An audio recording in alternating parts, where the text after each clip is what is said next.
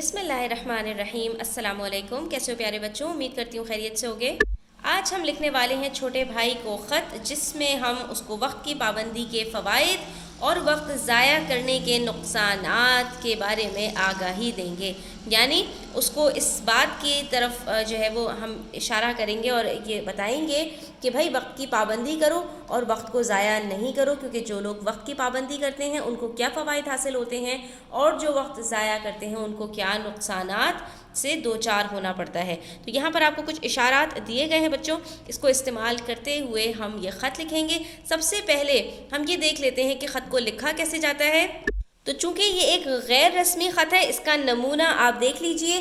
یہاں پر ہم سب سے پہلے اپنا پتہ لکھتے ہیں، ٹھیک ہے، اور اس کے بعد اگلی سطر میں ہم تاریخ لکھتے ہیں اور اس کے بعد آداب و القاب سے خط کو شروع کرتے ہیں، جس میں ہم جس کو خط لکھ رہے ہوتے ہیں اس کا نام آتا ہے اور اس کے ساتھ السلام علیکم لکھ دیتے ہیں، ٹھیک ہے۔ اور اس کے بعد جو پہلا پیراگراف ہے اس میں آغاز ہوتا ہے خط کا، جس میں ہم جو ہے حال احوال پوچھتے ہیں۔ تو اس میں یہی کہا جاتا ہے میں بالکل خیریت سے ہوں، امید کرتی ہوں آپ بھی خیریت سے ہوں گے، یہاں بہت گرمی ہو رہی ہے، اور مطلب حال احوال جو ہے ابتدائیہ باتیں کی جاتی ہیں۔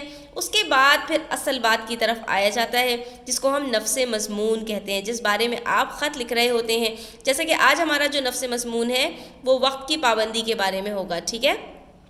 اور اس کے بعد پھر آخر میں ہمارے پاس الوداعی کلمات آ جاتے ہیں اور آخر میں ہم پھر کہہ دیتے ہیں اللہ حافظ اور اپنا نام لکھ دیتے ہیں، جو ہمارا اختتامیہ ہو جاتا ہے، ٹھیک ہے۔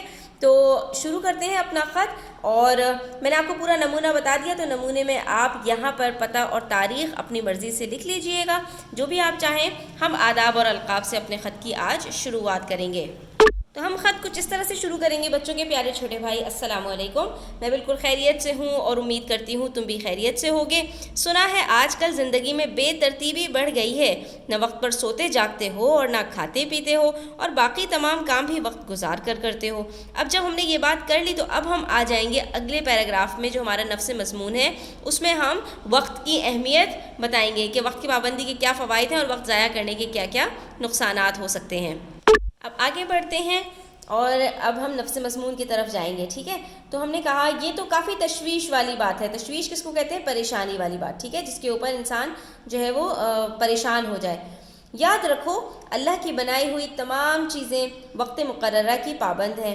جیسے سورج وقت پر نکلتا ہے، اپنے وقت پر ہی غروب ہوتا ہے، سال کے 12 مہینے اپنے وقت پر آتے ہیں، چاند اور تارے اپنے وقت پر نکلتے ہیں، نماز وقت مقررہ کے ساتھ فرض کی گئی ہے، ٹھیک ہے۔ آپ یہ بہت ساری یہاں پر جو ہے مثالیں دے سکتے ہیں۔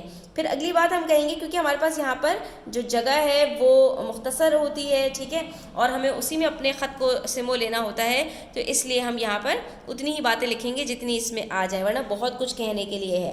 اچھا جی، لہٰذا وقت کو اگر بادشاہ وقت کہا جائے تو غلط نہیں ہوگا، کیونکہ نہ تو یہ کسی کے لیے رکتا ہے، نہ کسی کے عہدے کا لحاظ کرتا ہے، اور نہ کوئی غلطی نظر انداز کرتا ہے، ٹھیک ہے، اور نہ غلطی نظر انداز کرتا ہے، یعنی کہ وقت کو کسی کی کوئی پرواہ نہیں ہے کہ آپ بادشاہ ہیں، آپ غریب ہیں، فقیر ہیں، امیر ہیں، کون ہیں، ٹھیک ہے۔ یہ کسی کی جو وقت اگر کسی نے ضائع کر دیا تو کسی کے لیے پلٹ کر نہیں آتا، اور کسی کی غلطی کو نظر انداز بھی نہیں کرتا، یعنی کہ آپ نے جس وقت میں جو غلطی کی ہے آپ چاہیں کہ آپ اس کو جو ہے وہ مٹا دیں تو ایسا ممکن نہیں ہے۔ جو کچھ ہو گیا اس کو آپ دوبارہ انڈو نہیں کر سکتے۔ اس کے بعد آگے بلکہ سخت سزا دیتا ہے، لیکن وہ لوگ جو وقت کی پابندی کرتے ہیں اپنا ہی بھلا کرتے ہیں، اور جو وقت کے ساتھ چلنے سے انکار کر دیتے ہیں در بدر کی ٹھوکریں کھاتے ہیں اور وہ دوسروں سے پیچھے رہ جاتے ہیں، کیونکہ ان کا کوئی کام وقت پر مکمل ہی نہیں ہوتا اور بعد میں پچھتاتے رہ جاتے ہیں۔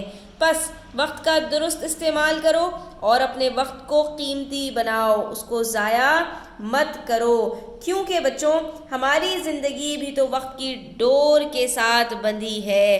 ہماری زندگی کا ہر گزرتا لمحہ ہمیں موت سے قریب کر رہا ہے، اس لیے ہر ایک لمحے کی قدر کرو، آج کا کام کل پر نہ چھوڑو، کیونکہ گیا وقت کبھی ہاتھ نہیں آتا۔ تو اس میں آپ اور بہت ساری چیزوں کو شامل کر سکتے ہیں۔